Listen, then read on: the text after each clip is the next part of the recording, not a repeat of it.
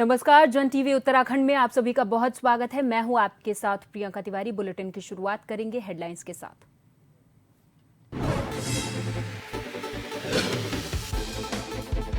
विश्व मानक दिवस आज हिमालयन सांस्कृतिक केंद्र में भारतीय मानक ब्यूरो का कार्यक्रम।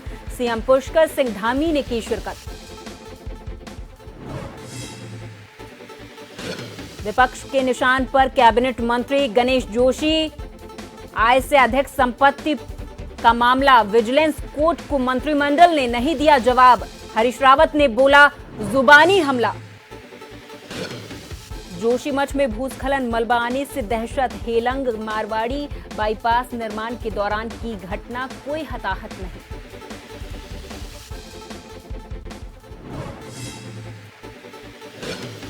हरिद्वार में मलिन बस्ती में आग का तांडव, 1 दर्जन से ज्यादा झुग्गियां खाक, सारा सामान जलकर राख। 2 घंटे की कड़ी मशक्कत से पाया काबू। और वन पंचायत सरपंचों का देहरादून में प्रदर्शन, अधिकार ग्राम प्रधानों को देने का विरोध। वन मंत्री से की बयान वापस लेने की मांग।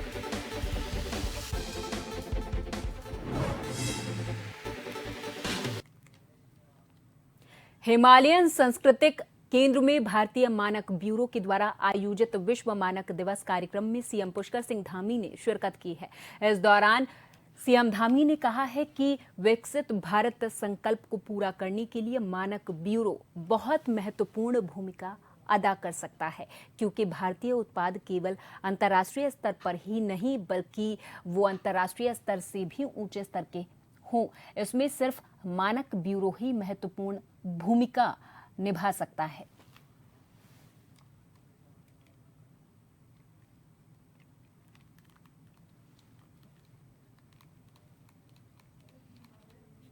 मैं पूरे BIS के सभी को बधाई देता हूँ, सबको शुभकामनाएं देता हूँ। और ये हमारे प्रधानमंत्री जी का जो आत्मनिर्भर भारत का और विकसित भारत का संकल्प है, उस विकसित भारत के संकल्प को पूरा करने के लिए हमारा ये मानक ब्यूरो बहुत महत्वपूर्ण भूमिका अदा कर सकता है। क्योंकि जो हमारे भारतीय उत्पाद हैं, हमारे प्रोडक्ट हैं, वो प्रोडक्ट केवल अंतर्राष्ट्रीय स्तर के ही ना हों, बल्कि वो अंतर्राष्ट्रीय स्तर से भी उच्च स्तर के हों, उनमें से भी सबसे अच्छे हों।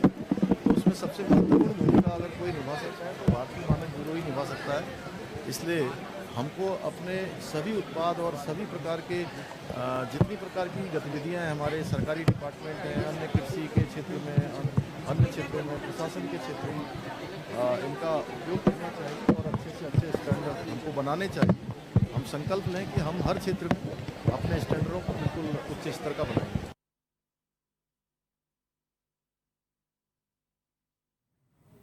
उत्तरकाशी की नीलांग घाटी में आज देश की सुरक्षा के लिए अत्यंत महत्वपूर्ण नीलांग घाटी और जादुंग गांव को पुनर्जीवित करने, पहाड़ के इन विकट परिस्थितियों में दिन रात सड़कों को सुदृढ़ करना सुरक्षित भविष्य की गारंटी है। 2018 से निर्माणाधीन ये पुल आज देश की सेना और पर्यटकों के लिए विधिवत खोल दिया गया है। इस दौरान देश भर में BRO ने अभी तक 55,000 सड़कें और पुल निर्माण में अपनी महत्वपूर्ण भूमिका निभाई है। रक्षा मंत्री राजनाथ सिंह ने वर्चुअली 75 बुनियादी ढांचा परियोजनाएं राष्ट्र को समर्पित की हैं। विधायक गंगोत्री ने कहा है कि देश के प्रधानमंत्री मोदी के नेतृत्व में विकास को गति मिल रही है। इस अवसर में सभी देशवासियों और प्रदेशवासियों को इस पुल की बधाई देता हूं।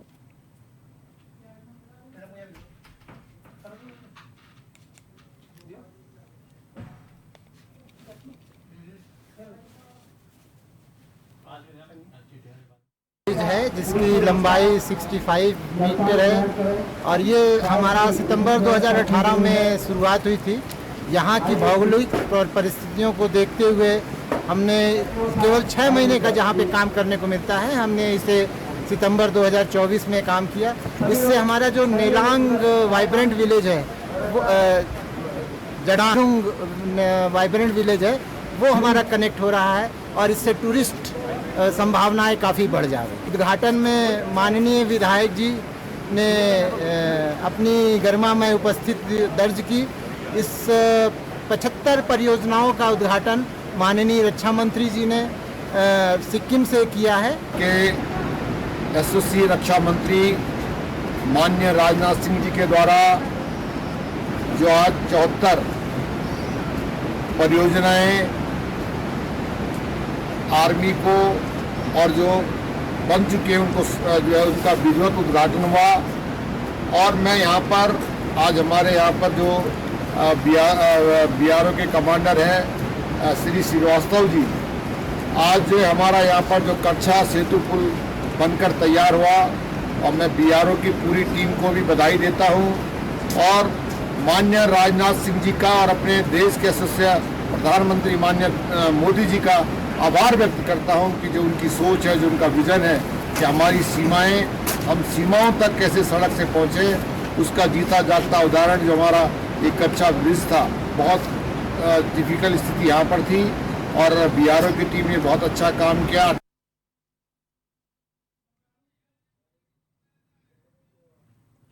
आय से अधिक संपत्ति मामले में घिरे कैबिनेट मंत्री गणेश जोशी की मुश्किलें कम होने का नाम नहीं ले रही। विपक्षी दल लगातार कैबिनेट मंत्री गणेश जोशी को घेरने का काम कर रहा है। बता दें कि विजिलेंस कोर्ट ने धामी कैबिनेट से मंत्री गणेश जोशी पर मुकदमा दर्ज करने की अनुमति मांगी थी, जिसमें 8 अक्टूबर तक धामी मंत्रिमंडल को अपना जवाब देना था, लेकिन अभी तक विजिलेंस कोर्ट को कोई जवाब नहीं दिया गया है, जिसको लेकर पूर्व मुख्यमंत्री और कांग्रेस पार्टी के वरिष्ठ नेता हरीश रावत ने मुख्यमंत्री पर निशाना साध रहे हैं।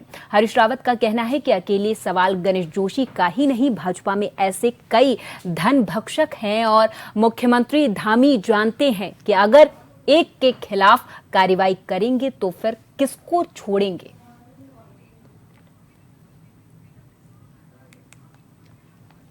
एक गणेश जोशी जी नहीं, वहां तो कई ऐसे भक्षक हैं, धन भक्षक हैं जो जो जो अपने अधिकारों का दुरुपयोग करके धन का भक्षण कर रहे हैं। तो ये धामी जी जानते हैं यदि एक के खिलाफ कार्रवाई करेंगे तो फिर किसको छोड़ेंगे।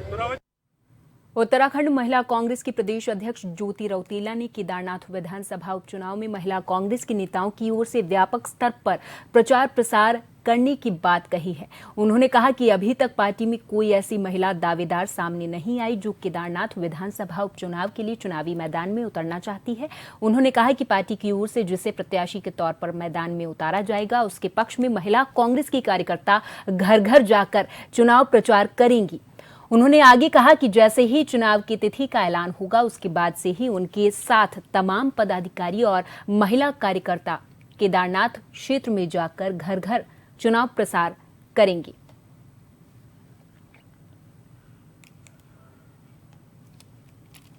महिला कांग्रेस की जो टीम है, जैसे ही इलेक्शन डिक्लेयर होगा, हम सब लोग, मैं और मेरी पूरी टीम, पूरे महीने जब तक कि इलेक्शन होगा उस दिन तक हम लोग वहां पे घर घर जाएंगे, बूथ में जाएंगे, महिलाओं से मिलेंगे और जो महिलाओं से जुड़े हुए मुद्दे इस प्रदेश में, जैसे महिला सुरक्षा बहुत बड़ा मुद्दा है, महंगाई बहुत बड़ा मुद्दा है, बेरोजगारी बहुत बड़ा मुद्दा है, इन मुद्दों को लेकर केदारनाथ का चुनाव लड़ेंगे।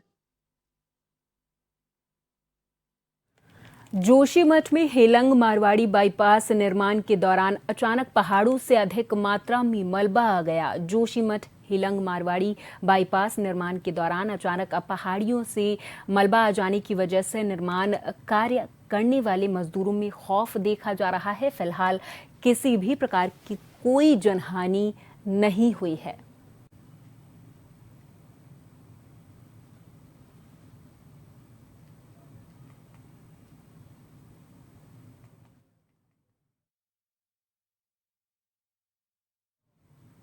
चमोली में भारत चीन सीमा पर स्थित अंतिम नगर जोशीमठ से 12 किलोमीटर पहले हेलंग से मारवाड़ी तक निर्माणाधीन 5 किलोमीटर लंबे बाईपास में भारी भूस्खलन हुआ है। गनीमत ये रही कि काम कर रहे मजदूरों ने समय रहते भागकर अपनी जान बचा ली थी। बताते चले कि Chardham all weather route project के तहत केंद्र सरकार के द्वारा निर्माण एजेंसी BRO हेलंग से अनीमठ तक 5 किलोमीटर लंबा बाईपास का निर्माण करवा रही है। यद्यपि इस सड़क कटिंग के लिए सरकार के द्वारा किसी भी प्रकार की ब्लास्टिंग की अनुमति नहीं दी गई है, लेकिन सूत्रों से ये पता चला है कि काम में लगे ठेकेदार एजेंसी जहां पर गुपचुप ब्लास्टिंग कर रहे हैं, जिस वजह से आसपास की पहाड़ियां दरकने लगी हैं।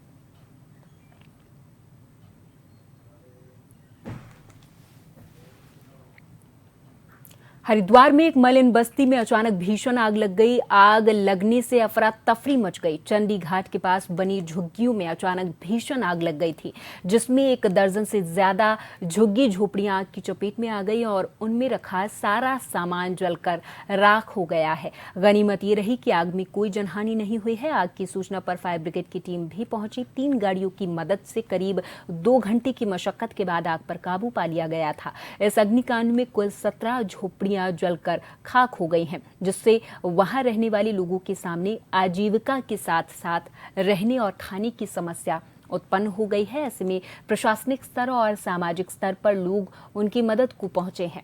अखिल भारतीय अखाड़ा परिषद के अध्यक्ष महंत रविंद्र पुरी ने असहाय लोगों के लिए मदद के लिए हाथ बढ़ाया है और सभी पीड़ित परिवारों को खाद्य सामग्री और धनराशि वितरित की है।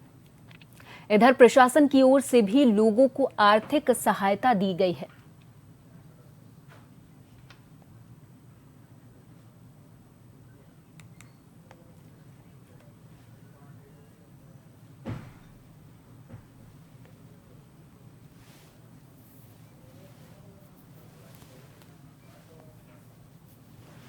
में जो ये झोंपड़ियाँ यहाँ आग लगी हुई है, करीबन ये 17 झोंपड़ियाँ जहाँ आग लगी हुई है।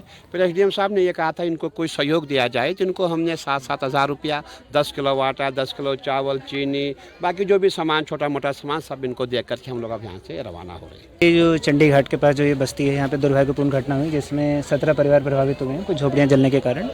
अच्छी बात ये थी कि किसी की कोई जनहानि, ऐसी कोई घायल होने की सूचना नहीं मिली है। तो मेरे द्वारा गुरुजी से ये अनुरोध करा गया था कि जो सहयोग हो सके, जो मदद की जा सके वो किया जा सके। तो गुरुजी ने तत्काल इसमें खुद ही आके यहाँ पे सबका सहयोग करा।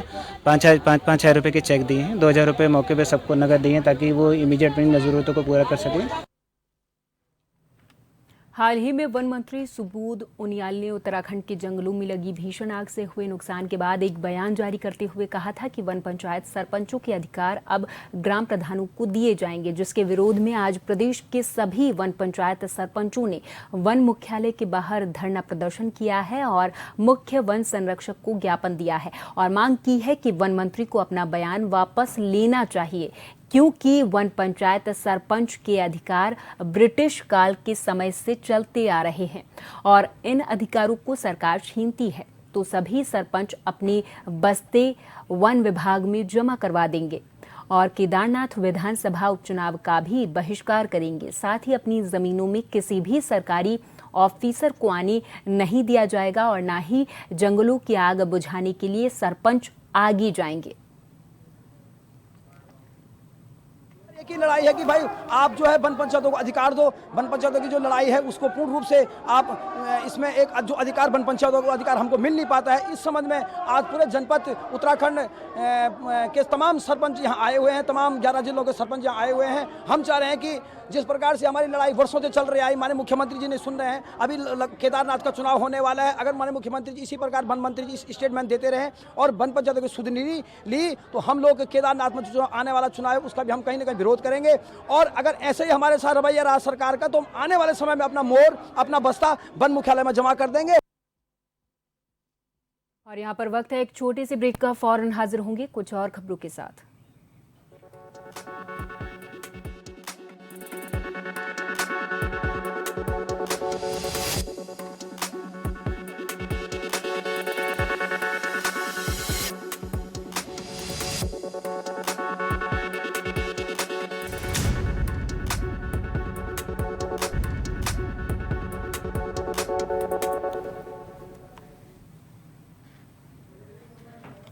ब्रेक के बाद एक बार फिर से आप सभी का बहुत स्वागत है। काशीपुर के Guru Nanak girls inter college में आज यूवी केन संस्था के द्वारा स्वस्थ महिला स्वस्थ भारत के तहत स्तन कैंसर के जांच शिविर का आयोजन किया गया था।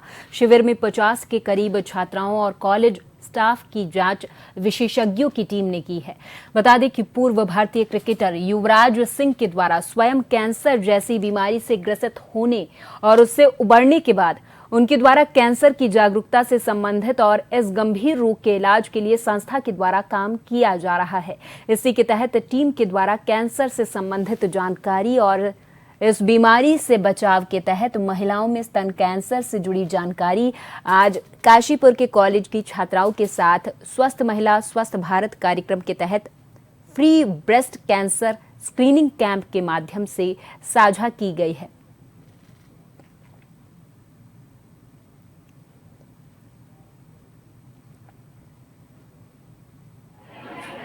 फाउंडेशन में अभी हम लोग एक प्रोजेक्ट पे काम कर रहे हैं जिसमें कि हम ब्रेस्ट कैंसर के बारे में यानी स्तन के कैंसर के बारे में हम जानकारी देते हैं और स्क्रीनिंग करते हैं। तो हमारे जो प्रोजेक्ट का जो नारा है या जो विजन है स्वस्थ महिला स्वस्थ भारत, तो इस लाइन से भी आपको समझ में आ रहा होगा कि महिलाएं अगर स्वस्थ रहेंगी तो हमारा भारत और प्रगति करेगा।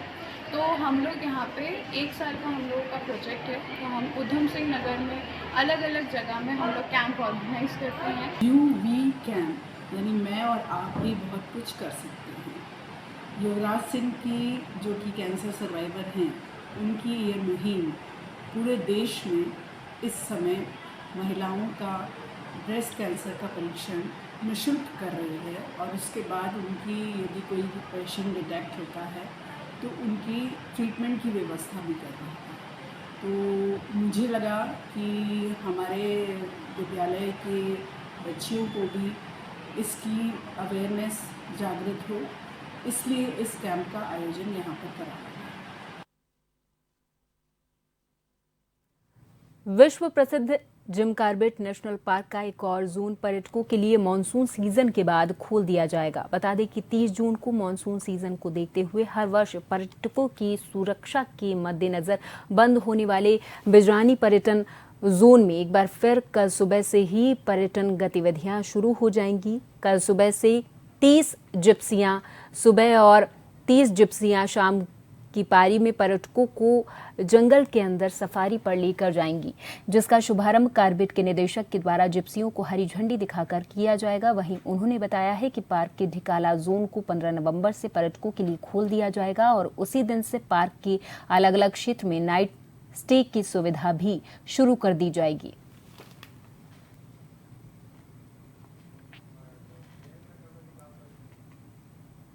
का जो बिजरानी जोन है वो 15 अक्टूबर से प्रतिवर्ष खोला जाता है। तो कल 15 अक्टूबर है, तो इसके लिए हमारी जो तैयारियां हैं, रोड बनना है, झाड़ी कटान का काम है, बिजरानी कैंटीन का काम है, वो पूर्ण हो चुका है। तो कल मॉर्निंग में 6 बजे से बिजरानी पर्यटन जोन को डे विजिट के लिए खोल दिया जाएगा। देखिए, फर्स्ट डे के लिए तो सारी बुकिंग्स पूरी हो चुकी हैं। फर्स्ट डे के लिए नहीं, अभी 7 दिन के लिए सारी बुकिंग्स पूरी हो चुकी हैं डे विजिट की बिजरानी के लिए। और मॉर्निंग में इसमें 30 गाड़ियाँ जाती हैं और इवनिंग में भी 30 गाड़ियाँ जाती हैं। रात्रि विश्राम 15 नवंबर से खोला जाएगा। रुड़की में महिलाओं का कहना था कि 11 महीने लगातार नौकरी करने के बाद सभी कर्मचारियों को 1 महीने का ब्रेक दिया जाता था, पर इस बार पूरे महीने का ब्रेक दिए जाने के बाद उन्हें कंपनी में वापस नहीं लिया गया, जिसके बाद इन्हें पता चला कि इन वर्करों के बाद कंपनी ने नए स्टाफ को रख लिया है, जिसके बाद सैकड़ों की तादाद में ये महिला कर्मचारी आज कंपनी के बाहर धरने पर बैठ गई, जिसके बाद भीम आर्मी के कार्यकर्ता और पुलिस भी मौके पर पहुंचे। आपको बता दें कि महिला कर्मियों को नौकरी पर रखने के आश्वासन के बाद धरना समाप्त हुआ है।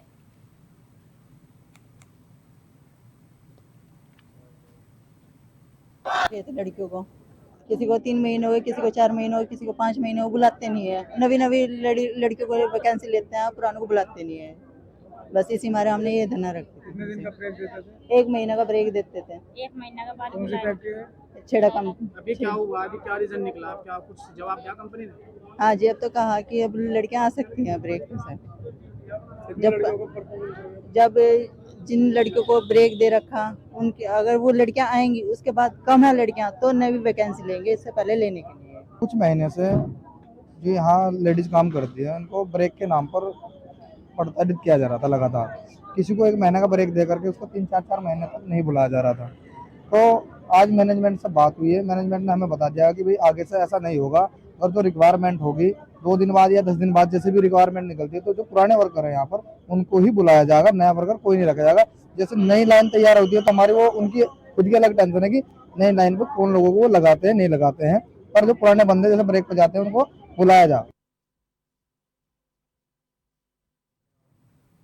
एसपी चंपावत अजय गणपति के निर्देश पर सुगम और सुरक्षित यातायात आंतरिक सुरक्षा के लिए सोमवार को पंचेश्वर पुलिस ने पंचेश्वर कोतवाली एसओ हेमंत सिंह कथैत के नेतृत्व में सघन वाहन चेकिंग अभियान चलाया है और यातायात नियमों का उल्लंघन करने वाले कुल 20 वाहन चालकों के खिलाफ सख्त चालानी कार्रवाई करते हुए एक वाहन को सीज भी किया है। कोतवाली पंचेश्वर एसओ हेमंत सिंह कथैत ने बताया है कि एसपी चंपावत के निर्देश पर क्षेत्र में सड़क दुर्घटनाओं पर प्रभावी रूप से अंकुश लगाने, नशे में वाहन चलाने वालों पर और उनके खिलाफ आज पंचेश्वर पुलिस ने सघन वाहन चेकिंग अभियान चलाया है। यातायात नियमों का उल्लंघन करने वाले कुल 20 वाहन चालकों के चालान भी काटे हैं।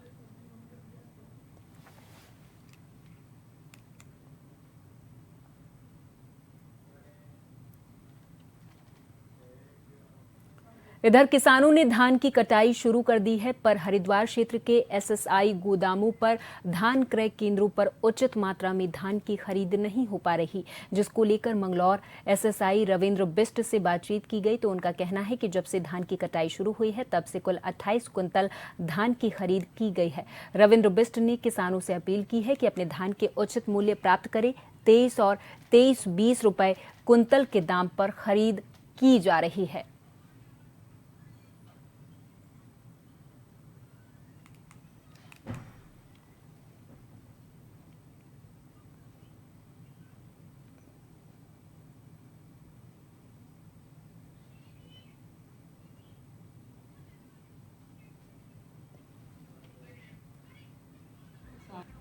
अभी हमारे पास 28 कुंटल धान लगभग हमने खरीद कर लिया है और अभी क्योंकि शुरुआत में उसमें मॉइस्चर कंटेंट ज़्यादा रहता है धान में, तो किसानों को कहा गया है कि आप कुछ समय इसको सुखा के अच्छी तरह सुखा के जो सरकार के मानक हैं नमी तत्व 17% उसमें ला के उसके बाद फिर खरीद कर दी जाएगी।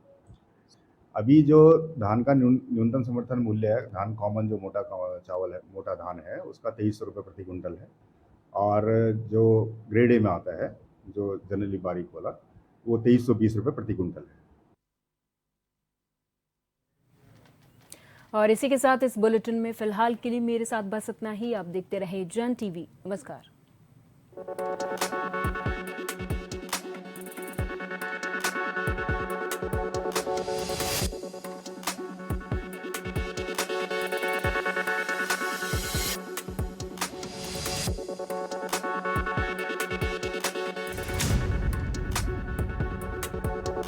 Thank you.